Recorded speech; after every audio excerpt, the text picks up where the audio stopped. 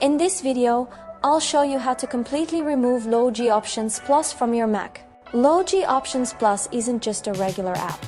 It also installs background agents, launch services, support files, and system components.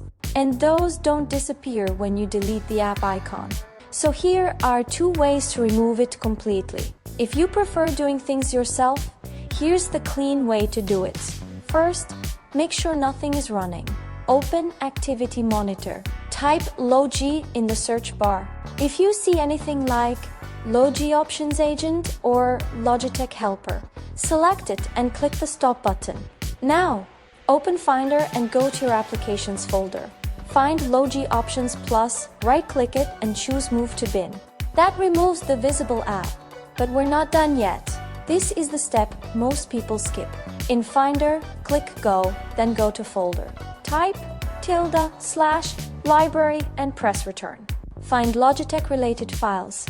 Delete only the items clearly connected to Logitech. You can find the full list of detected files in the description. Last step, empty bin and restart your Mac. Restarting unloads any remaining launch services and finalizes the removal. Now, if that felt a little technical, you're not alone. Manually checking library folders works, but it's easy to miss something. That's where an uninstall tool can help. App Cleaner and Uninstaller scans your Mac and automatically detects all files connected to LogiOptionsPlus. Here's how the flow looks like.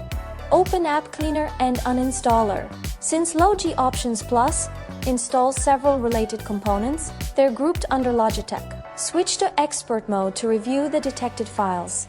Then select the Logitech group to make sure all files connected to the app are included. Click the Remove button and confirm the deletion. It shows you exactly what will be removed before deleting anything, which adds an extra layer of safety. That's it. Now you know how to completely remove LogiOptionsPlus from your Mac.